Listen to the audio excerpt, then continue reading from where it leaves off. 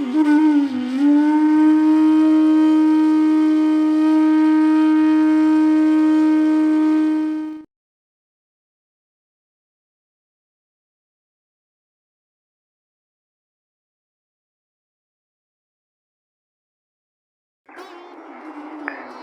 વૈષ્ણવ મને કહેતા હતા, એ કેલાબેન ઠાકોરજીની કૃપાની શું વાત કરું મારા વાલા, કયો ને બાપા. એ કે તમે કીધું ને પ્રગટ કરે રસ જાય, તો કોઈ જ નથી કીધું, તમને જ કહું છું. સારું કહો. એ કે કાલે મારા ઠાકોરજીને પોઢાડ્યા. એમને સયા મંદિરે એકદમ સ્વચ્છ ને સરસ, ઓઢવાનું એટલું ચોખ્ખું ને સરસ, તકિયા ગાદું બધું જાય આટલો કલર ને. અને એલાબેન તમને શું વાત કરું, મેં તો મારા વાલા કહો. એ કે સવારે મારા ઠાકોરજી રંગેથી ને કલરથી ભરપૂર હતા. રાજી આપણે એટલે થઈએ કે ઠાકોરજી જતાવે છે, અને ખરેખર એવું હોય. કોઈ ખોટો તો મને ફોન કરે નહીં, પણ એમણે એક વાક્ય સરસ કીધું. એ કે મેં મારા ઘરવાળાને નથી કીધું,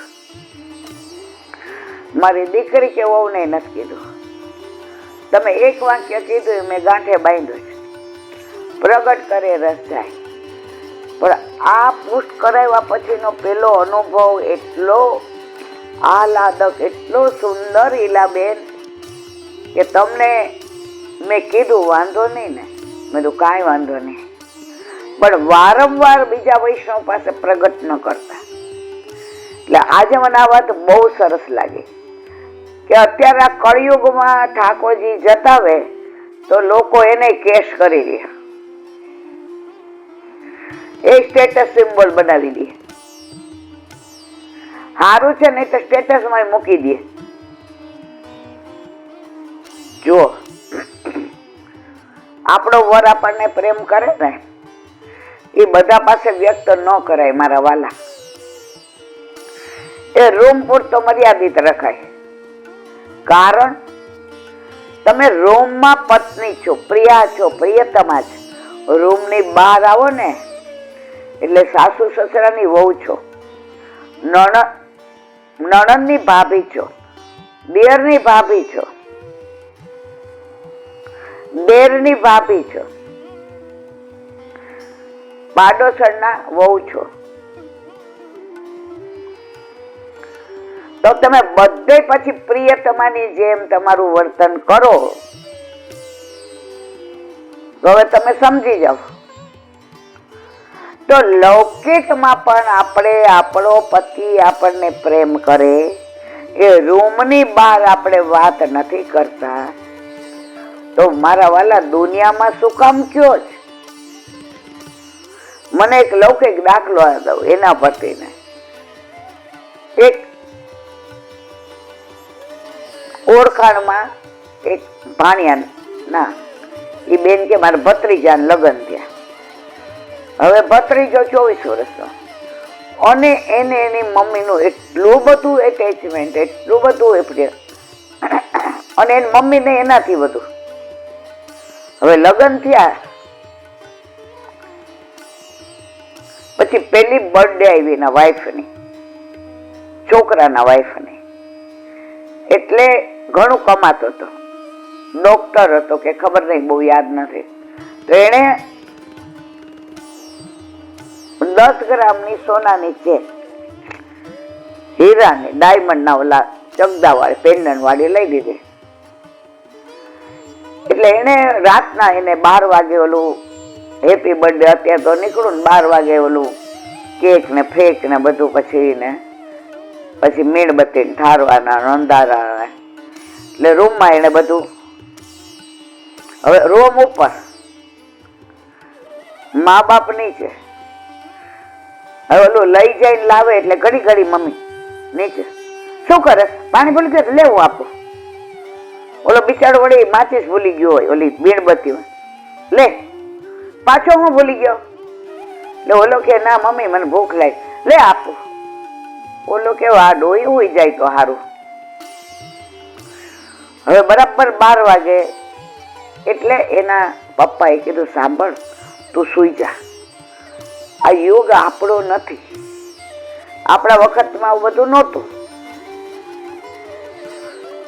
હવે તું ઉઠ નહીં, એ શું કામ આવતો હોય બધું તને કહેવાનું, એ પરણી ગયો છે. હવે તમે બેઠા રહ્યો, આટલા વર્ષમાં તમે બોલ્યા છો, તમને કઈ ખબર ના પડે, મારો દીકરો છે. ઓલો કે મહેરબાની કરીને સુઈ જાત સારો. હવે ઓલી ચેન આપી તો વહુને એમ કે મારા સાસુને આટલો બધો મારો વર વાલો છે, તો હું આ મારી પેલી ગિફ્ટ બતાવીશ તો સૌથી વધુ રાજી મારા સાસુ થશે. હવે છોકરો તો સવારે ઓલું દવાખાનું એટલે 8:30 નીકળી ગયો ને કહી ગયો કે સાંજે મમ્મી આપણે બધા તાજ હોટલમાં જશું. આજે પહેલી મારી મેરેજ એનિવર્સરી છે ને, એટલે એની મમ્મી એના માટે ડ્રેસ લાવી હતી વહુ માટે. એટલે એણે એને મીઠું મોટું કરાવ્યું અને ડ્રેસ આપ્યો અને કે બસ 12 દિન એ આયે. એટલે વહુ કે મમ્મી તમને સરપ્રાઈઝ દેખાડું. એ કે શેનું સરપ્રાઈઝ? એ કે મમ્મી તમે રાજી થઈ જશો, ખુશ થઈ જશો. એમ કરીને ઓલો ચેન ગળામાંથી આમ બતાવ્યો. કોણે લઈ દીધો? તમારા દીકરા. હે મને પૂછ્યા વિના લાવ્યો હોય? એ એટલું છાનું રાખવા માંડ્યો. હજી તો વરસ થયું ત્યાં તો એને મને પારકી કરી નાખી. 4 આંખ મળીને એને ચાંદની રાત મારી એને બગાડી નાખી. જે કલાક વહુને લીધી. હવે વહુ 20 વર્ષની હતી, હાવ નાની હતી, નામ સારા ફેમિલીની કોમર હતી. તો એ સમજી નહોતી શકતી કે મારા સાસુ મારા વરને આટલો બધો પ્રેમ કરે છે. મારો વર મારી સાસુને આટલો પ્રેમ કરે છે, તો મારી સાસુ આટલું બધું બોલે છે કેમ? અને ઉલટાનું મેં તો એમનાથી છુપાયું નહીં, એમને બતાવી દીધું. હું ધારક તો એમ કહી શકતી જોવે ત્યારે કે મમ્મી મારા પિયરનો છે. હવે નાની હતી એટલે એ જઈને એના વરને ફોન કર્યો. એ કે મમ્મી એટલું બધું કાંઈક મને કહે છે, તમે અડધો કલાક ઘરે આવી જાઓ. હવે ઓલો કે પણ મારે દવાખાનું. પછી કમ્પાઉન્ડર ને કીધું હું આવું છું. હતું નજીક જ, અહીંથી નારણપુરા જાય એટલું. ઓલો મારતી ગાડી આવ્યો વહુ ગેલો આવ્યો.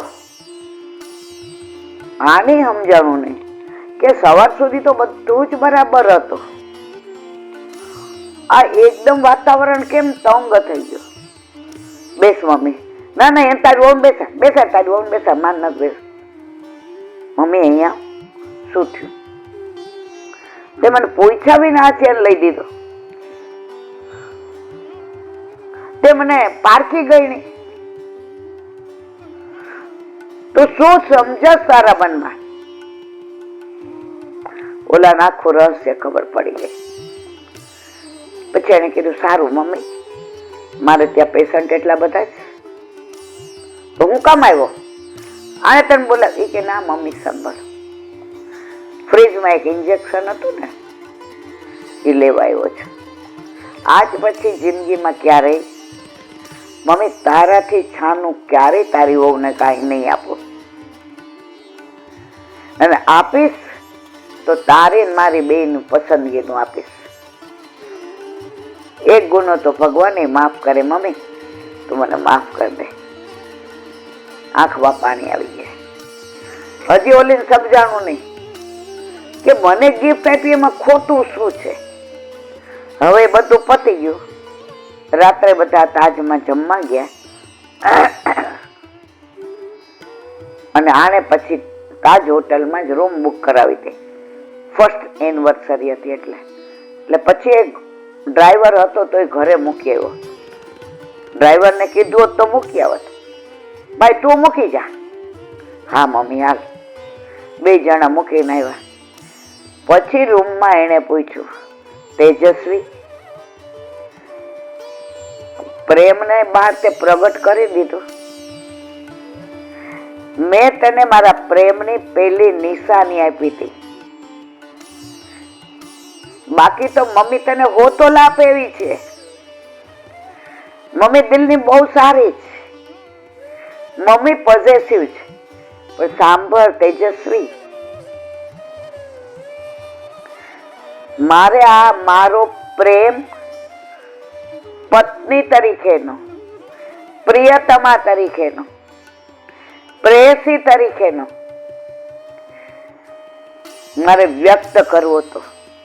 મમ્મી હો તો લાપે ને એ દીકરાની વહુને આપે. આ મેં તને મારી પ્રેયસીને આપ્યો હતો. તે બહાર જાહેર કરી દીધું. તેજસ્વી કે સાચી વાત છે. રજુ, અમારે ના કર. તું નાની છો, તારા ઘરમાં તે આ બધું જોયું નથી. દુનિયા આવી છે. રૂમની વાત આજ પછી ક્યારેય બહાર કરીશ નહીં. આ દાખલા પરથી મારા વાલા મારે એ કહેવું છે કે દુનિયા ભલે તમને ગમે છે, પણ તમારા ઠાકોરજીને તમારી વચ્ચે જે માધુર્ય ભાવ નો પ્રેમ છે તમને એ જતાવે છે, તમને એ સાનુભાવ કરાવે છે. તો તમે બહાર શું કામ પ્રગટ કરો છો?